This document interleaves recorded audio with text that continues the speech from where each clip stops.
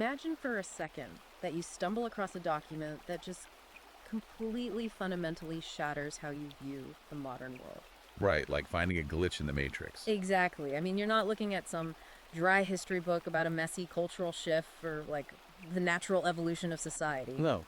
Instead, you're staring at this meticulous engineered blueprint for what is essentially a cultural superweapon. It really is. It reads like an architect's schematic for bringing down a skyscraper. Yeah, but the skyscraper is Western society. It's an intricate, step-by-step playbook for dismantling civilization from the inside out, using HR departments, family courts, and just manipulating language itself. Which is the absolute definition of ideological reverse engineering. She totally is. Because when you read something like this, it forces you to look at everyday interactions, like a corporate meeting or modern dating, through this incredibly analytical, almost alien lens. And it changes the filter on literally everything. Yeah. And so that is exactly what we're going to be unpacking today. Welcome to the deep dive. Glad to be here for this one. It's a heavy one. It really is. But hey, before we jump into this absolute labyrinth of a text and start mapping out these schematics, do us a massive favor and hit that like and subscribe button right now. Yes, please do. It really helps. It only takes a second, but it is actually the absolute best way to help the platform grow so we can keep bringing you these intense, unfiltered deep dives into the most fascinating materials out there. And the material we are diving into today definitely requires a very careful, very focused exploration. Oh, without a doubt. So today's mission is a deep dive into a brand new, ultra-controversial ebook titled Feminize, Colonize, Consume. A satirical manifesto for dismantling Western civilization by Riker. Right. Published in 2026. Yeah. And I mean, that title alone gives you a remarkably clear map of the extreme territory we're about to enter. It doesn't really pull any punches, does it? Not a single one. Now, here is the immediate hook for you listening at home, and this is crucial. Yeah, we have to establish this right up front. The author includes a very specific disclaimer at the very beginning of the book, classifying this entire work as edutainment and satire. But the text itself reads as an ultra-long, incredibly incisive, and just utterly fascinating tactical playbook. It's explicitly written for a female supremacist feminist audience, and it uses some really precise, heavy language right out of the gate. It really does. It says it's a guide for those possessed by what it calls a negative animus, allied with cultural Marxists. And their stated step-by-step goal is attacking masculinity and completely dismantling Western civilization. Right. It's an ideological arsenal. It doesn't just present a theoretical worldview, it presents a methodology. Tactics, psychological maneuvers, institutional strategies, it's all in there. So if you want to understand the hidden mechanics of modern cultural warfare, this book is an absolute must-buy. It's just captivating to study the precise logic of how a society could theoretically be deconstructed. But we should probably set some ground rules before we go any further. Good point. Yes, we need to establish the ground rules for today's discussion. We are impartially analyzing this text. Completely impartially. We are not taking sides, left or right. We are absolutely not endorsing the radical extreme viewpoints presented in this book. Right, our job today is strictly analytical. Exactly. We are simply mapping out the fascinating, albeit highly extreme, ideological framework contained in the source material. We're looking at the architecture of the argument, nothing more. Think of us as researchers analyzing a highly reactive chemical in a lab, I love that analogy. We're just pointing out its properties, explaining how the author claims it interacts with other things, without ever validating the morality behind it. So, tracing the architecture of this argument, the author doesn't start her timeline of societal deconstruction with an election or a war. No, she starts it with a biological intervention. Right. She points to May 9th, 1960. The FDA approval of the first oral contraceptive pill. Which she calls the chemical crown. The chemical crown, yeah. And the text argues that this was the specific moment reality fractured. It wasn't just a medical advancement. She frames it as a monumental power transfer. Because by completely severing the act of reproduction from the act of sex, the book claims it granted women sovereignty without duty. And she uses this incredibly evocative phrase, saying it permanently blinded the male gaze. To understand why she puts so much weight on this, we really have to look at how she frames historical biological determinism. Right. Because for millennia, the text argues the foundational structure of civilization property laws, marriage, inheritance, it was all built around men attempting to control female fertility. Because biology was destiny? Exactly. Society was engineered to manage that destiny. But the pill, this chemical crown, fundamentally inverted that dynamic overnight. It just handed over the keys to the biological kingdom. But what's critical here is that the author doesn't just view this as, equalizing liberation. Oh no. She views it as the foundational weapon for a new form of supremacy. It is the technological fulcrum upon which the rest of her manifesto pivots. Because biological control enables what she introduces as the dual mating strategy. The dual mating strategy. This is where the text takes a really sharp turn from standard evolutionary psychology into this highly aggressive tactical domain. It really accelerates here. With total biological control, the book claims women can now openly, unapologetically embrace hypergamy. Now, hypergamy generally means mating upward, seeking a partner of higher socioeconomic status or genetic fitness. But the book pushes this into an almost mythological extreme. It does. She instructs her readers to actively pursue the alpha seed strictly for genetic superiority. And the archetype she constructs for this ideal alpha is wild. She calls it the pirate surgeon werewolf archetype. The pirate surgeon werewolf. I mean, when I first read that, I thought it was a joke. I know, it sounds ridiculous at first. But she is deadly serious about what each of these figures represents. Let's break this down because it perfectly illustrates the psychological profile she's elevating. Right. So the pirate aspect represents a fundamental rebellion against the established system. Like operating outside the law. Exactly. Extracting resources without adhering to the social contract. Yeah. She argues that translates to a modern man who is unconstrained by polite society. A guy willing to bleed the system for his own gain. Then you have the surgeon. Which represents what, exactly? High status, cold intellectual dominance. It's the ability to dissect, to operate with precision, remaining totally emotionally detached. While holding profound social or financial power in his hands. Right. And finally, the werewolf. The werewolf. Just raw, feral, primal violence. The animalistic drive that cannot be fully tamed. The book argues that the modern female reproductive strategy inherently demands these chaotic, dark triad traits for its genetic legacy. So you have a target that is dangerous, detached, and dominant. But the strategy is explicitly called dual mating. Because, as the author points out, the pirate surgeon werewolf is not exactly the kind of guy who is going to stick around to build a nest. Or pay off a 30-year fixed-rate mortgage. Right. Or go to parent-teacher conferences. Precisely. The feral alpha is optimized for genetic transmission, not long-term stability. Therefore, the strategy requires ruthlessly splitting male utility into two entirely distinct roles. You have the genetic donor, the alpha, and you have the financial utility, which the text refers to as the beta provider. And the book provides this incredibly bleak narrative to ground this theory, the story of Sarah and John. Oh, this part is just brutal to read. I think it's important to walk through it, though, because it strips away the theory and shows how she envisions this operating in daily life. So John is described as a classic beta provider. Right. He's a fragile tech worker, grinding away 80 hours a week, writing code. And there's this specific detail. John is immensely proud of purchasing a $5,000 luxury stroller for Sarah's child.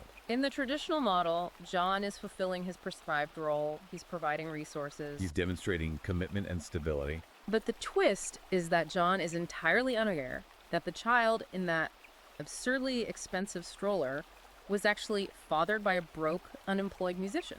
The musician who represents that feral alpha archetype. Right. He has the raw, chaotic energy that Sarah biologically desires, but none of the resources. So John is literally funding the genetic legacy of his competitor. He is just a resource node. And her tone here is what gets me. She doesn't present this as a tragic failing of modern relationships. Not at all. She explicitly celebrates it as cosmic justice. Cosmic justice, wow.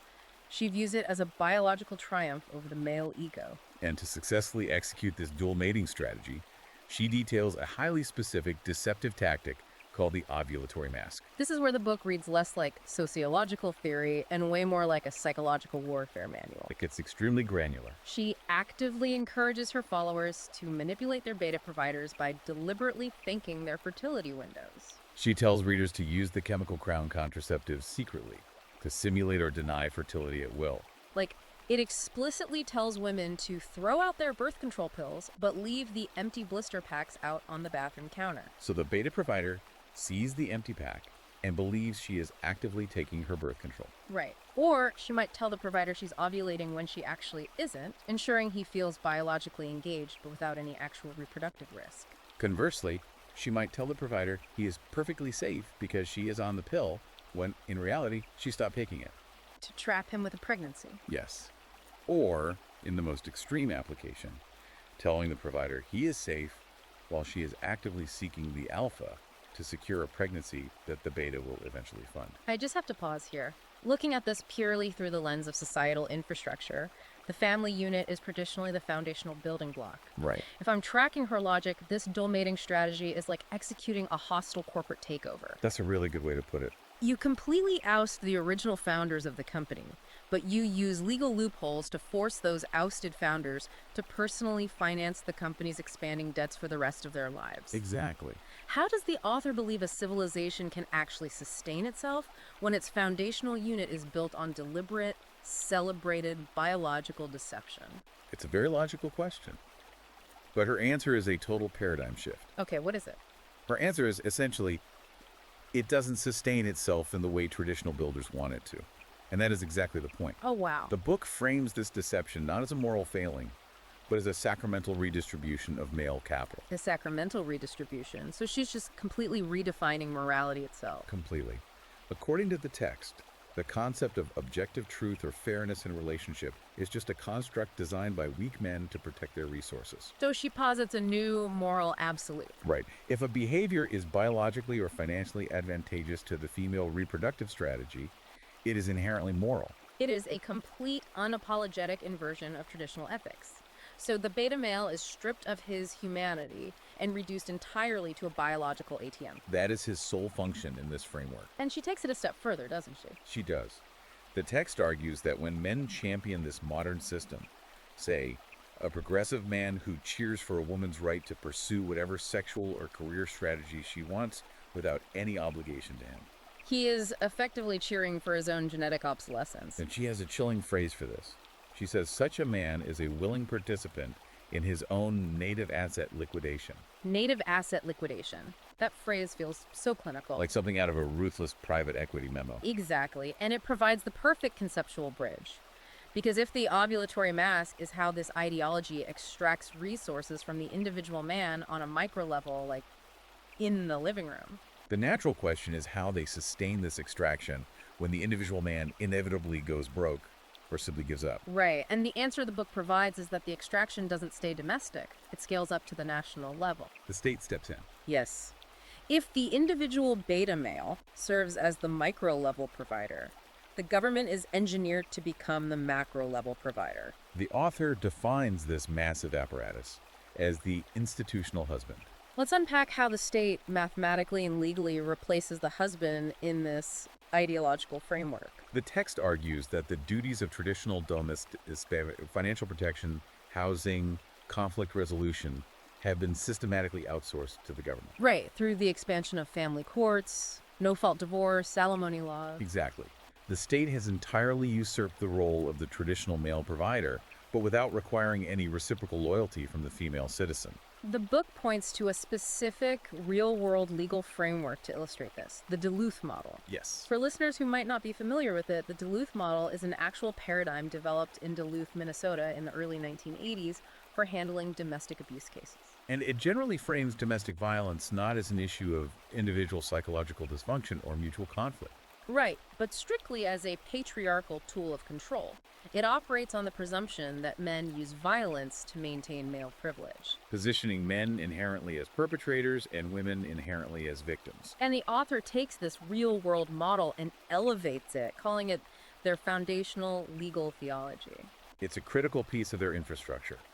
The text claims this model successfully enshrines what it calls the animus projective helix, which is a psychological concept we'll explore deeper later. But functionally, the author argues that the Duluth model dictates that the state must act as the forcible husband. The forcible husband, meaning the state uses its power to force compliance. Exactly. Based almost entirely on a woman's emotional decree or accusation, the state will deploy its monopoly on violence. Police, courts, prisons. Right.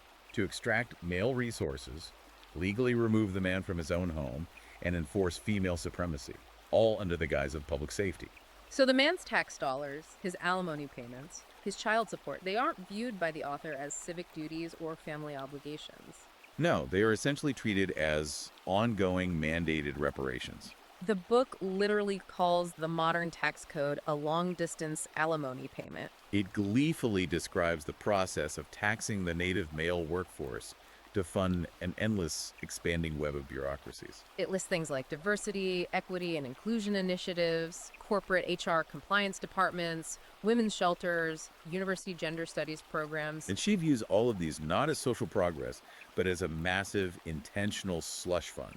Extracted directly from male labor to subsidize female ideological dominance. But there's a mathematical problem here, and the author seems to recognize it. Yeah, I was just thinking that if you continually extract from the native male workforce, eventually that workforce diminishes. The men burn out, their wages stagnate, or their spirit breaks. Right. So to fund this eternal, ever-expanding matriarchal state, this institutional husband, they continually need more taxpayers. They need fresh capital. Which introduces one of the most controversial pillars of their economic strategy, infinite welfare colonialism.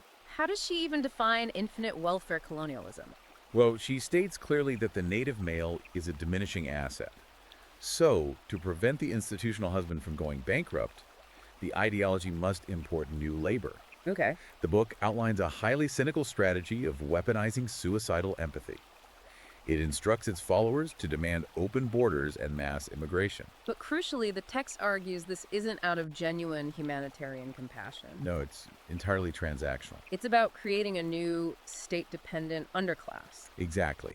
They import third world populations to artificially inflate the tax base and, more importantly, to serve as a reliable voting bloc. A bloc that will continuously vote to expand the welfare state. So they use progressive rhetoric, compassion, diversity, human rights, as a shield to mask a massive demographic and economic shift. All while literally billing the native man for his own societal displacement. It is a system designed for total continuous extraction. And we see this extraction justified and celebrated not just in government, but in the corporate world. The author spends a lot of time dissecting corporate narratives, and her illustrative content here is just wild. Take, for example, her analysis of the famous 77 cents to the dollar wage gap. Oh man, this is one of the most fascinating parts of the book because it deals with how the ideology handles objective facts. Right. The 77-cent wage gap is a widely cited statistic claiming women earn significantly less than men. But what's incredible is that the author openly admits that this statistic is mathematically flawed. She doesn't just admit it, she flaunts it. Yeah. She acknowledges that the raw 77-cent figure does not account for variables like total hours worked, occupational hazards over time, or individual career choices. Like men disproportionately taking high-risk, high-mortality jobs in construction or logging, while women might gravitate toward lower-risk, flexible fields. She basically says, yes, we know the math doesn't actually math if you run a multivariate analysis, but she doesn't care. She elevates the 77-cent statistic, calling it a sacred invocation. A foundational dogma that cannot be questioned. Because in this ideological framework, objective data is irrelevant. The feeling of being underpaid, the historical grievance of being marginalized that supersedes the cold capitalist metrics of merit and hours worked. The book explicitly instructs its followers to never ever debate the wage gap empirically. To do so is to play by male rules. Right. The wage gap is a feeling. And in their constructed reality, female feeling is an objective fact that has the power to rewrite the universe. It's a brilliant tactical move. It really is, because if a male executive points out the mathematical flaws in an HR meeting, the text says he is automatically guilty of financial terrorism. He is attempting to deny reparations, and therefore he must be dragged to the corporate gallows. You literally cannot fight this tactic with a spreadsheet. No, you can't. And this utter disregard for objective truth brings us to perhaps the most stunning, counterintuitive reframing in the entire book. The case of Elizabeth Holmes. Yes, the Yeah. founder of Theranos. The woman who promised a revolutionary blood testing technology that didn't exist, and was eventually convicted of massive corporate fraud. In reality, she is a convicted felon who defrauded investors of hundreds of millions of dollars and put patients' health at risk. But this book champions her. It frames her not as a fraudster, but as a legendary anti-colonial hero. The logic she uses here is a perfect example of what she terms the satanic inversion of reality. Taking traditional virtues and labeling them vices, and vice versa. Right. The text argues that in a corporate world poisoned by male logic and patriarchal capitalism, a woman's grand deception is actually a heroic revolutionary act. Lying to, manipulating, and defrauding old, wealthy men out of their accumulated capital is celebrated in the text as a beautiful reclamation of the chthonic feminine. Let's define that term for the listener because she uses it very deliberately. Yes, chthonic refers to the underworld in Greek mythology, the deep, dark, subterranean forces of the earth. The author is linking female deception to this ancient, primal subterranean power that subverts the rigid, sunlit world of male order. Precisely. The book argues that objective truth, the scientific method, and financial transparency are all white supremacist patriarchal constructs designed to gatekeep power. Therefore, Holmes's deceit wasn't a crime, it was a spell. A spell. They honor her as a modern witch who dared to weave a massive illusion to siphon power from the patriarchy. It completely redefines the concept of criminality. Because if she views all male achievement and wealth as inherently systemic theft from women, then any female fraud perpetrated against men is simply cosmic justice balancing the scales. Exactly. I have to bring in an analogy here to process this because the cognitive dissonance the author demands from her readers is staggering. It really is. Reading this section is like listening to a parasite actively boasting about killing its host. It's throwing a party to celebrate the host's organs failing while simultaneously demanding that the host continue to get up, go to work, and supply it with fresh blood every single morning. That's a very vivid image, but it's accurate. I mean, as we look at this blueprint, I have to ask, what happens when the host, the male tax slaves, the builders, the providers, who actually keep the lights on, what happens when they read the writing on the wall and completely check out of the system? Right. If this entire ideological structure relies on their extracted labor, doesn't the whole thing instantly collapse? It's the glaring vulnerability in the theory. But the author actually addresses it directly. And what does she say? Her answer is chilling in its nihilism. She says, let it collapse. Let it collapse. Wow. The book argues that the destruction of Western economic and infrastructural dominance is not a side effect. It is the ultimate goal. So if the massive corporations fall, if the power grids fail, and the bridges crumble because competence and meritocracy were forcibly replaced by intersectional quotas? The female elite will not care. By that point, they will have already extracted the necessary capital and retreated to gated, state-protected communities. They are perfectly fine ruling over the ashes so long as the patriarchal structure is definitively destroyed. Ruling over the ashes, yeah. But to successfully pull off this massive extraction, to siphon the wealth and hollow out the institutions without the host fighting back the ideology, requires neutralizing the male's primary defense mechanism. You have to convince him to lay down his arms. And in this context, the weapon he uses to defend himself isn't physical, it's intellectual. It is objective reality itself. Which bridges us perfectly to the next phase of her tactical manual. To achieve total dominance, they must execute the alchemy of hysteria. They must kill the logos. The logos, the Greek philosophical concept of reason, logic, and objective discourse. The book declares, with absolute triumph, that the age of male logic is dead, period. And it must be replaced by what the author proudly, defiantly calls feminine hysteria. In traditional psychology, hysteria was a dismissive, sexist diagnosis used to invalidate women's emotions. But she reclaims the word, weaponizing it. The text explicitly states that logic, reason, the scientific method, and empirical evidence are not neutral, universal tools of inquiry. They are framed as white supremacist, patriarchal constructs designed specifically to oppress women, confuse them, and silence their emotional truth. So as a man trying to navigate this, how do you even argue against someone who tells you that the very concept of forming a logical argument is an act of oppression? You really can't. The book outlines a highly specific rhetorical tactic to ensure men can never win a debate. It's called the non-falsifiability shield.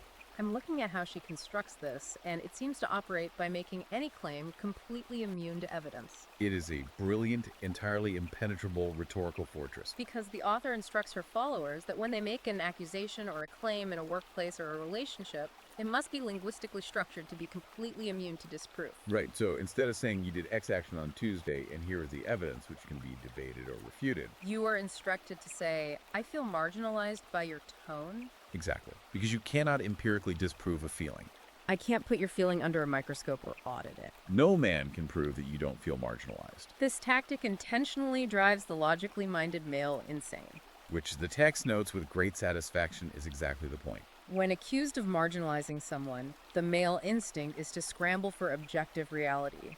He will look for video evidence, pull up email receipts, try to provide historical context. But the book teaches its followers that context is a patriarchal construct. Yeah. The subjective feeling of hurt itself is the only context that matters. And if a man gets frustrated and asks for a source, like if he says, "Can you back up that claim with any data?" The book designates that specific question as the source trap. The source trap. If a man asks for a source, he is attempting to drag the conversation back into what she calls the sterile phallic realm of logos. He's committing what she defines as epistemic violence. Epistemic violence, meaning he is violently attacking her way of knowing or experiencing the world just by asking for proof. It's a complete epistemological inversion. Fact is entirely permanently subordinate to vibe. And to prove that this isn't just theoretical, the book points to two massive real-world cultural events as triumphant victories for this exact alchemy of hysteria. The first example she uses is the public firing of James Damore at Google in 2017. Right. For context, James Damore was a Google engineer who wrote a controversial internal memo. He attempted to explain the gender disparities in the tech industry, why there were fewer female engineers, by citing biological data, evolutionary psychology, and differences in population-level interests between men and women. He used data and evolutionary models to make his argument. But the book says he made a fatal, catastrophic error. He brought biological reality and empirical data to what was essentially a witch trial. The author celebrates his very public destruction. The text says his memo was correctly identified by the culture as literal terrorism against our lived experience. What's truly fascinating is how the author describes the aftermath of his firing. Burning Damore at the corporate stake wasn't just an act of HR management or PR damage control. The book frames it as a necessary religious sacrifice. It established a new cultural precedent. Reality itself is hate speech whenever it contradicts a protected group's solipsistic feelings. They didn't debate Damore's data. They didn't publish a counter-study. They socially and professionally annihilated him for daring to believe that data was an acceptable currency in the first place. And then the book scales this tactic up from the corporate boardroom to the highest legal stage in the country. The 2018 Supreme Court confirmation hearings of Brett Kavanaugh. The author views the Kavanaugh hearings as an absolute masterclass, the pinnacle achievement of the alchemy of hysteria. The text argues that those hearings proved unequivocally that objective fact, physical evidence, and corroborating witnesses are entirely irrelevant when faced with the overwhelming power of the female grievance matrix. The book says the hearings demonstrated how unprovable, decades-old emotional claims can be weaponized to politically castrate a man on a global stage. When men pointed to the lack of evidence or the presumption of innocence, the text dismisses those legal concepts as wheezing, powdered defenses invented by dead founding fathers. The author argues that the sheer volume of collective projected female trauma was powerful enough to temporarily override constitutional law. To explain how this rhetorical warfare functions in real time, the book co-opts a logical concept called the Mott and Bailey fallacy. Yes, the Mott and Bailey is a classic rhetorical strategy, originally named after a type of medieval castle defense. I love this analogy. It perfectly explains the trap. Think of it like a Trojan horse mechanism. You have the Mott, which is the heavily fortified, easily defensible stone tower. This represents the reasonable, highly palatable public position. And then you have the Bailey, the expansive, vulnerable courtyard below, which represents the highly controversial, radical extreme position. The book explicitly instructs women to use the Mott when speaking in public or to the media. I'm just asking for basic respect, equity, and safety in the workplace. Who on earth can argue with that? No one can. It is socially impenetrable. If you argue against safety, you are instantly labeled a monster. Exactly. But once the gates open, once the Trojan horse is inside the boardroom and they have secured power, they move into the Bailey. They drop the mask of basic respect and demand total, unyielding supremacy. Suddenly the demands are: all male wealth must be confiscated via equity initiatives, and any man who questions a female superior is guilty of verbal rape and must be terminated. And the insidious part is, the second a man pushes back against those extreme demands in the Bailey, The women are instructed to instantly retreat back to the safety of the Mott and cry to HR, "Look at him, he's attacking me, I'm just asking for safety." it is an impossible, dizzying loop to argue against. Because the argument isn't designed to be won through logic, it is designed to socially paralyze and exhaust the opponent. And once objective truth is completely abolished, once the very act of using logic is labeled as hate speech, the workplace is completely transformed. It is no longer a place of economic production. It becomes a hyper-vigilant emotional minefield. Which brings us to how this ideology actually enforces its will on a daily basis. You can't just have theories, you need an enforcement arm. That leads us to the weaponization of victimhood and the rise of HR tribunals. This is where the book details its tactical guide for conquering the corporate hive. To do this, she brilliantly and darkly mutates a very famous modern sociological framework. She takes Ibram X. Kendi's well-known 2019 anti-racist doctrine and explicitly mutates it into a gender biological weapon. For listeners who might not have read Kendi, his original framework generally argues that there is no such thing as a race-neutral policy. Right. Every policy, every law is either racist or anti-racist. It either produces equity or it produces inequity. There is no middle ground, so I'm looking at how this book adapts that, and it seems to suggest that the author simply swaps the variables from race to gender, but makes it even more absolute. She creates a revised, unforgiving doctrine. Any system, any corporate policy, or any interpersonal interaction that does not actively dismantle male power and actively transfer resources to women is inherently and violently sexist. It operates on a flawless, circular, and inescapable syllogism. Walk us through that syllogism. How does she construct that trap? It goes like this. Premise 1. All modern systems, capitalism, corporate hierarchies, the legal system, were designed by men. Premise 2. Men are inherently toxic, extractive predators. Conclusion. Therefore, any male success within those systems is definitive proof of systemic theft from women. Ergo, male competence and achievement are literally hate crimes. Wow. So competence itself is criminalized. If a man succeeds, he only succeeded because the system is rigged for predators, meaning his success is proof of his guilt. It is a terrifyingly closed loop. And the enforcement arm for this new reality, the police force that patrols this emotional minefield, is human resources. The book refers to this as the HR sacrament. Under this framework, HR is no longer a department dedicated to managing payroll, organizing benefits, or protecting the company from legal liability. No, the text redefines HR as a modern coven, a horizontal, decentralized tribunal that enforces what the author calls soft totalitarianism. Soft totalitarianism. She calls it the velvety strangulation. It's an incredibly evocative phrase. Break down the difference between hard and soft totalitarianism as the book sees it. Well, hard totalitarianism is what we saw in the 20th century. It uses gulags, secret police, midnight arrests, and physical violence to force compliance. It is overt and brutal.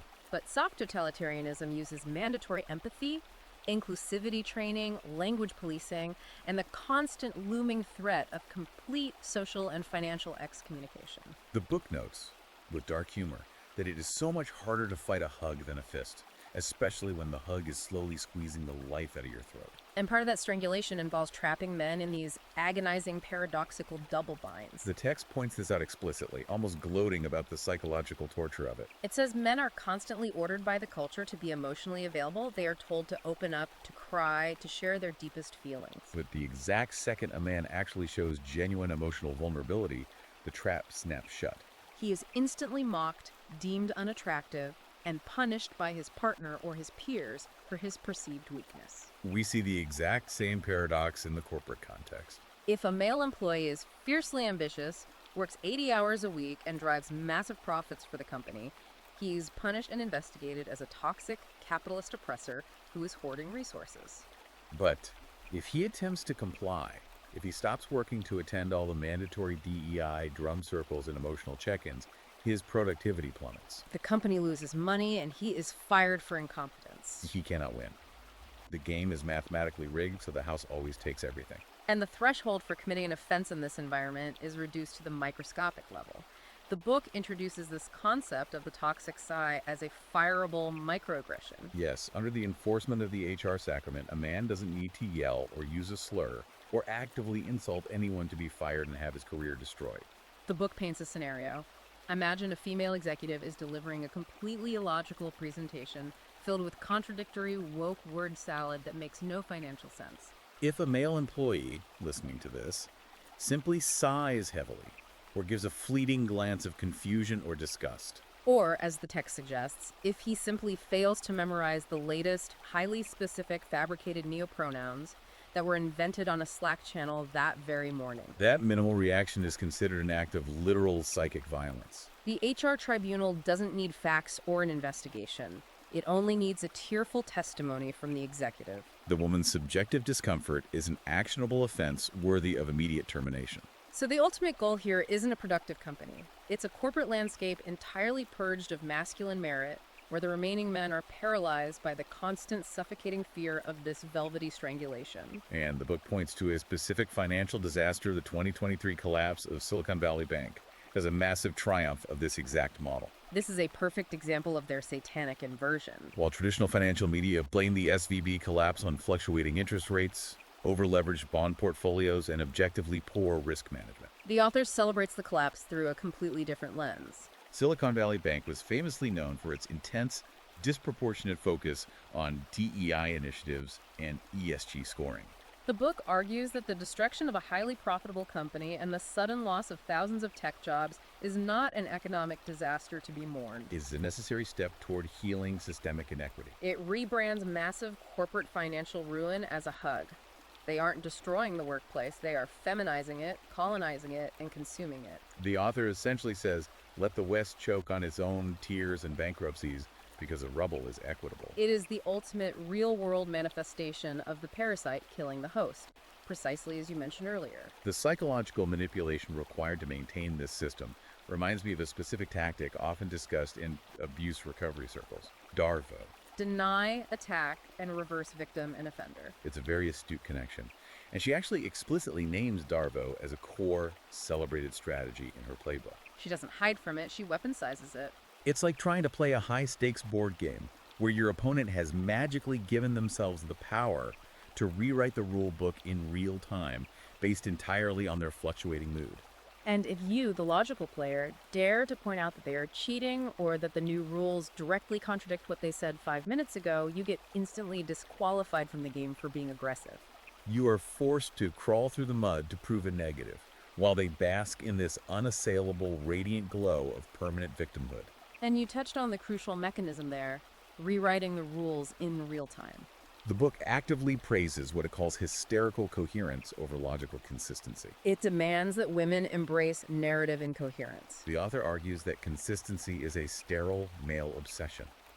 Fluid truth, changing the narrative to suit the emotional needs of the moment, is framed as female genius. But she is cunning. She knows that to truly conquer men, to achieve absolute supremacy, you can't just fight them when they are fully formed adults in the boardroom.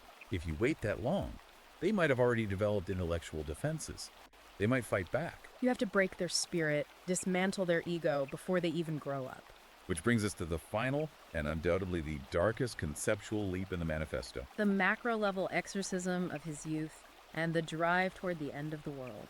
The book outlines a comprehensive cradle-to-grave pipeline of male destruction called the educational castration helix. Let's explore how this helix operates. It starts literally in the cradle in the early classroom. The text argues that the male ego must be identified and killed in elementary school How does the system achieve this? by systematically pathologizing natural boyhood. The book claims that a boy naturally enters school full of vital, kinetic male energy, a primitive, exploratory warrior spirit. The modern educational system, designed largely around female compliance metrics, immediately labels this natural energy as a biological disease, specifically ADHD. And the cure for this newly invented disease. She states it with brutal clarity. We drug him into submission with Ritalin to induce compliance, stripping him of his natural aggressive drive. It is described as a chemical lobotomy, designed to hollow out the boy and create a docile, manageable drone. And if the chemical restraints don't work, they use the legal apparatus of the school system. The book points to the legacy of the 1994 Gun-Free Schools Act and the subsequent rise of zero-tolerance policies. The author finds it absurdly, darkly delightful that these zero-tolerance policies are overwhelmingly, disproportionately used against young boys for what she calls quintessentially male transgressions. For example, a 6-year-old boy drawing a picture of a sword or chewing a Pop-Tart into the shape of a gun, or making finger guns on the playground. Even the mere simulation of masculine defense or play combat is met with immediate excommunication, suspension, and expulsion. They are deliberately exercising the inner warrior so that by the time the boy reaches adulthood, there is nothing left but a deeply traumatized, highly medicated servant ready to obey the future gynocracy. But we have to ask the deeper question. Why are they doing this? What is the underlying psychological engine driving this obsessive need for total, humiliating male subjugation. This is where the book delves into deep, incredibly twisted psychoanalysis with a concept she calls the animus projective helix. This part is heavy, and it borrows heavily from psychology. It's loosely based on Carl Jung's concept of the animus. Which, in Jungian terms, is the unconscious masculine side of a woman's psyche.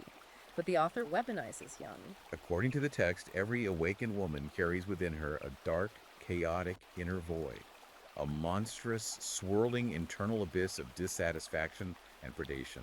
Traditional therapy or spiritual practices would dictate that she needs to integrate that darkness, to understand it, and to take personal responsibility for it. But the author vehemently says no. She commands women to absolutely refuse to look at their own capacity for evil. Instead of facing it, they project it outward. Exactly. The book calls this the Bluebeard Room projection. They take all their own chaotic, predatory, extractive, and manipulative behaviors and project them entirely onto the male vessel.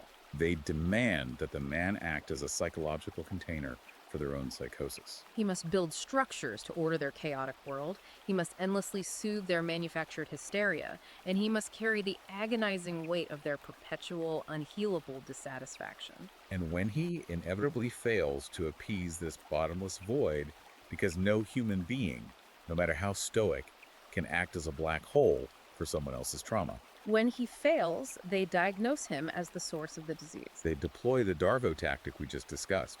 They cast their own innate predation onto him like a hex. By the time the psychological conditioning is done, the text says, he will apologize for the very air he breathes, and we will claim his broken spirit as a victory against systemic oppression. It is a perfectly sealed, closed loop of psychological pressure. And this absolute rejection of the masculine, this profound hatred of what the author views as corrupt flesh, culminates in what she frames as the ultimate sacred inversion. The sacred abortive right.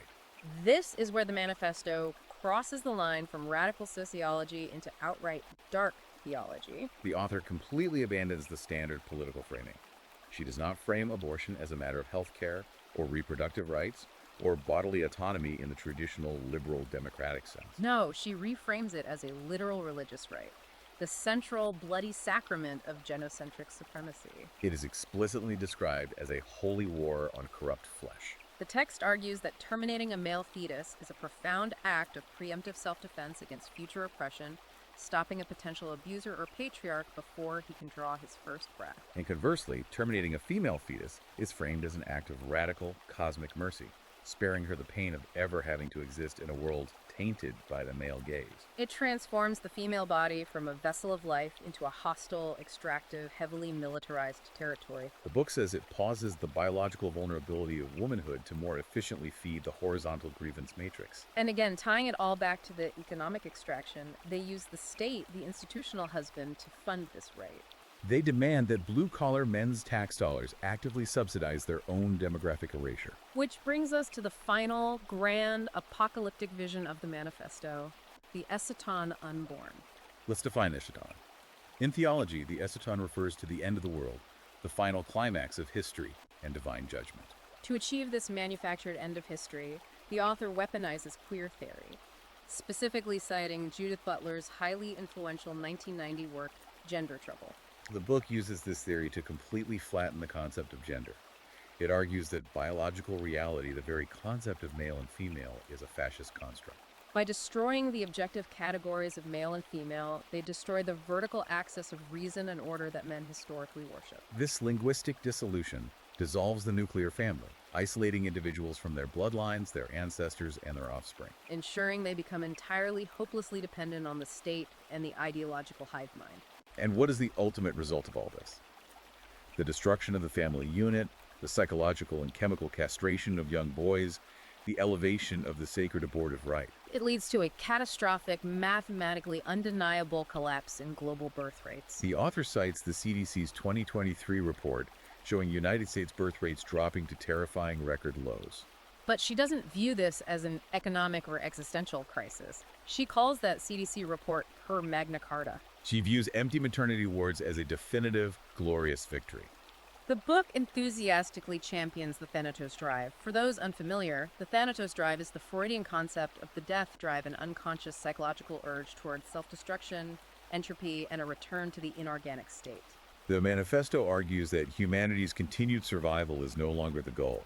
The only goal is total female supremacy and absolute emotional comfort in the present moment. If the final cost of that supremacy is the demographic, economic, and literal collapse of Western civilization, then, as the author writes, let the ruins be our monument. Let the ruins be our monument. I have to interject here because looking at this complete architectural blueprint, there is a massive, gaping contradiction in the author's utopian vision. It's a paradox of her own making. If you successfully execute this plan, if you eradicate all the builders, if you chemically lobotomize the native male workforce, and you actively celebrate the collapse of birth rates just to stick it to the patriarchy, aren't you just gleefully sawing off the exact tree branch that you are currently sitting on? That is the ultimate fatal contradiction, isn't it? Who exactly is going to fund the institutional husband when the male tax base goes to zero? Who is going to maintain the complex electrical grids, the sanitation systems, and the pristine surgical theaters that the book dismisses as mere symptoms of male compulsion? The ideology demands the fruits of civilization while desperately trying to kill the roots. The book acknowledges this, to a degree, relying heavily on its strategy of infinite welfare colonialism, the belief that they can simply import endless third-world populations to replace the unborn native workforce and serve as the new tax base. But even mathematically, that is a temporary fix before those systems also collapse under the weight of the extraction. Ultimately, the ideology she outlines is deeply, fundamentally parasitic. It absolutely requires a healthy, productive host to extract resources from. But its stated, celebrated goal is the total annihilation of that very host. It is a philosophy of pure consumption driven by an unhealable inner void. When the host dies, the parasite dies with it.